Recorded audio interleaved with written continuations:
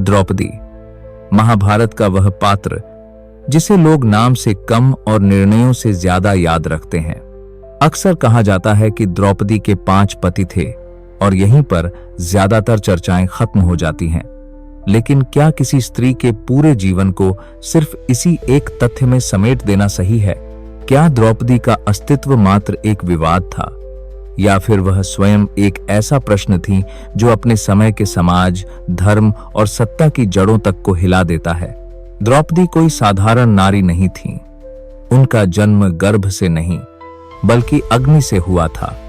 यज्ञ की ज्वाला से उत्पन्न हुई वह कन्या, जिसे यज्ञ सैनी कहा गया, अपने जन्म के साथ ही यह संकेत दे देती है कि उसका जीवन सामान्य नियमों से नहीं बंधा होगा। राजा द्रुपद की पुत्री होने के बावजूद द्रौपदी को कभी केवल एक राजकुमारी की तरह नहीं देखा गया। वह उस युग की स्त्री थीं, जिनसे अपेक्षा भी असाधारण थी और बलिदान भी। द्रौपदी का स्वयंवर उस कथा का वह बिंदु है जहां तक कहानी अपेक्षाकृत सरल और स्पष्ट दिखाई देती है। एक कठिन परीक्षा रखी जाती है, अनेक राजा और योद्धा असफल होते हैं और अंत में अर्जुन ब्राह्मण वेश में लक्ष्य भेद कर विजयी होते हैं। द्रौपदी उन्हें वर के रूप में स्वीकार करती हैं। यहां द्रौपदी का निर्णय स्पष्ट है, निर्विवाद है। वह अर्जुन को चुनती हैं और अर्जुन उन्हें। यदि महाभारत यहीं समाप्त हो जाती तो शायद द्रौपदी का जीवन भी एक सामान्य राजकुमारी की तरह याद किया जाता। लेकिन महाभारत कभी इतनी सरल नहीं होती।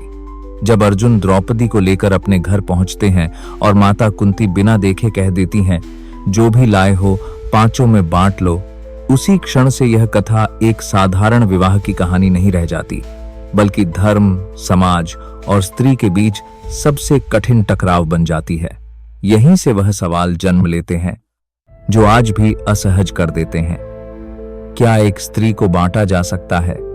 क्या कुंती के एक वाक्य की कीमत द्रौपदी को अपने पूरे जीवन से चुकानी पड़ी? और सबसे महत्वपूर्ण प्रश्न, उस निर्णय में द्रौपदी कहाँ थी?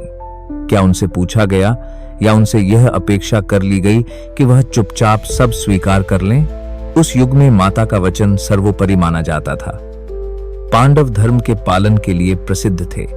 उनके लिए वचन तोड़ना अधर्म था, चाहे उसकी कीमत कुछ भी क्यों न हो।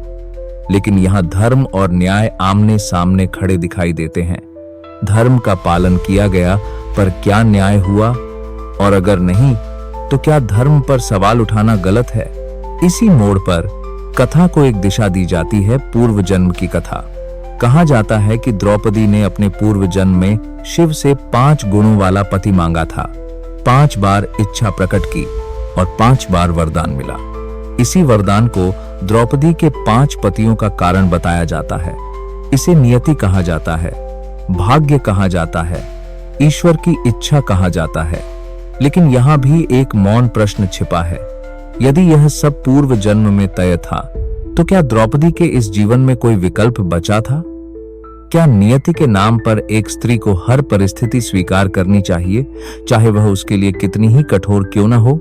महाभारत इन सवालों के सीधे उत्तर नहीं देता, बल्कि हमें असहजता के साथ छोड़ देता है। अक्सर यह कहा जाता है कि द्रौपदी ने इस व्यवस्था को स्वीकार कर लिया, लेकिन यह पूरी सच्चाई नहीं है। द्रौपदी ने प्रश्न उठाए, उन्होंने तर्क किए, शास्त्रार्थ हुआ और ऋषियों ने इसे धर्म सम्मत बताया। द्रौपदी की चुप्पी को अक्सर सहमति समझ लिया जाता है, जबकि वह उस युग की सीमाओं का परिणाम थी। वह चुप थीं और शायद यही भीतर दबा हुआ अन्याय आगे चलकर उनके व्यक्तित्व को और भी प्रखर बनाता है। यह कोई संयोग नहीं है कि वही द्रौपदी, जिसे जीवन भर निर्णयों से वंचित रखा गया, सभा में सबसे बड़ा प्रश्न खड़ा करती है। द्यूत सभा में जब उनका अपमान होता है, जब उन्हें वस्तु की तरह दांव पर लगाया जाता है, तब द्रौपदी पहली बार पूरे समाज से सवाल करती हैं।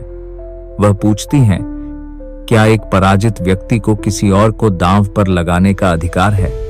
क्या स्त्री स्वयं की नहीं होती? उस क्षण द्रौपदी केवल एक अपमानित स्त्री नहीं होती, बल्कि पूरे धर्मतंत्र की परीक्षा बन जाती हैं। और यही अपमान आगे चलकर महाभारत के युद्ध की चिंगारी बनता है। महाभारत का युद्ध केवल सिंहासन, राज्य या सत्ता के लिए नहीं लड़ा गया। वह एक स्त्री के साथ हुए बार बार के अन्याय का परिणाम भी था। द्रौपदी का क्रोध, उनकी पीड़ा और उनका मौन सब मिलकर उस युद्ध का कारण बने। इसलिए जब हम द्रौपदी को केवल 5 पतियों वाली स्त्री कहकर याद करते हैं, तो हम उनके संघर्ष, उनके प्रश्न और उनके बलिदान को नजरअंदाज कर देते हैं। द्रौपदी हमें यह सोचने पर मजबूर करती हैं कि क्या हर बार त्याग की अपेक्षा स्त्री से ही की जानी चाहिए? क्या धर्म कभी स्त्री के लिए बोझ बन सकता है?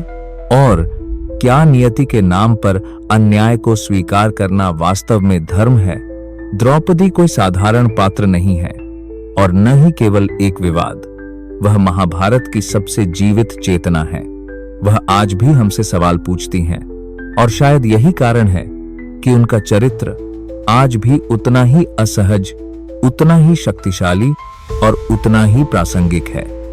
द्रौपदी को समझना महाभारत को समझना है और महाभारत को समझना अपने समाज को समझने जैसा है।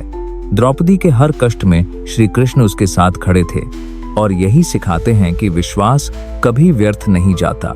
अगर इस कथा ने आपके मन को छुआ तो वीडियो को लाइक कीजिए। श्री कृष्ण की ऐसी ही दिव्य कथाओं के लिए चैनल को सब्सक्राइब करें और कमेंट में लिखिए जय श्री कृष्ण।